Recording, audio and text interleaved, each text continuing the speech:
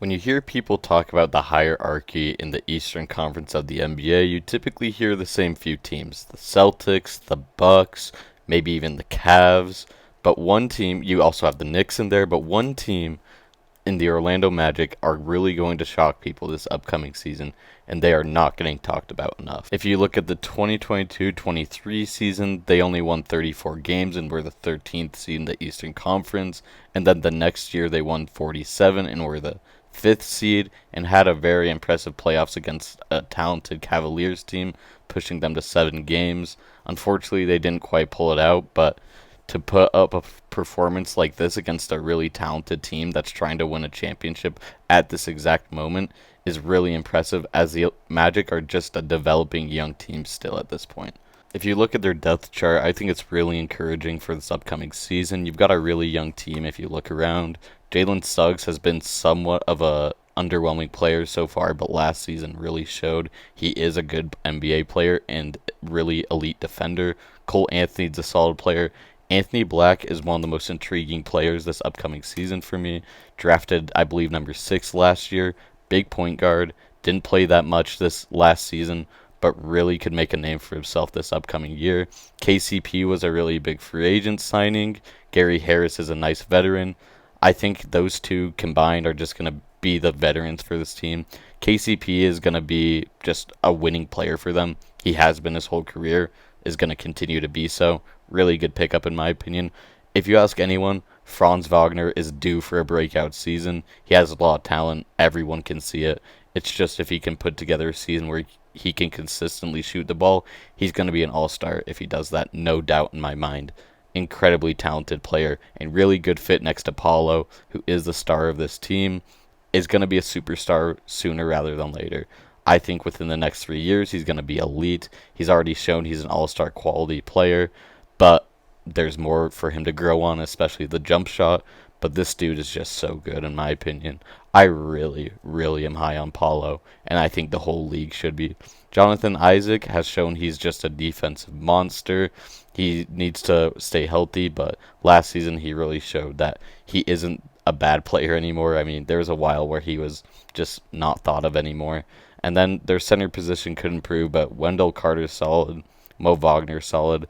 That's probably where they need to improve the most.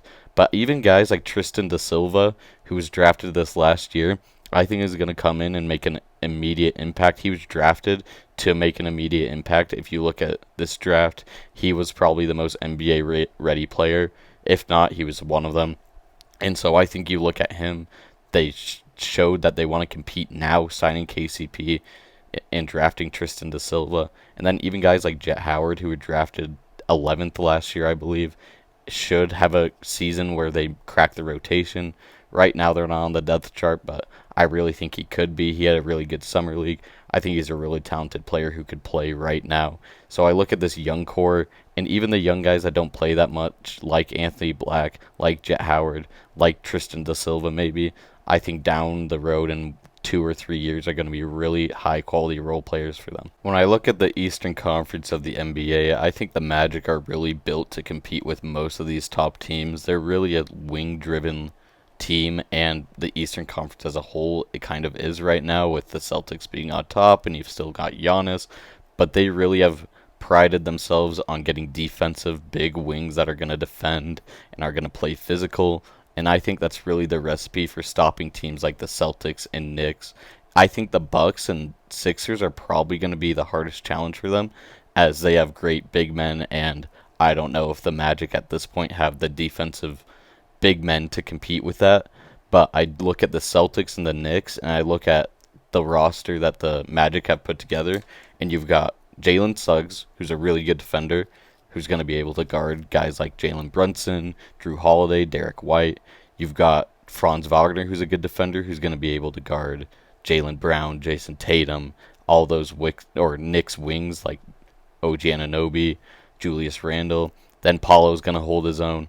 And I just think they've really built themselves in a way that's going to compete with all these teams really well, just due to the matchups they have and the versatility they have as a team.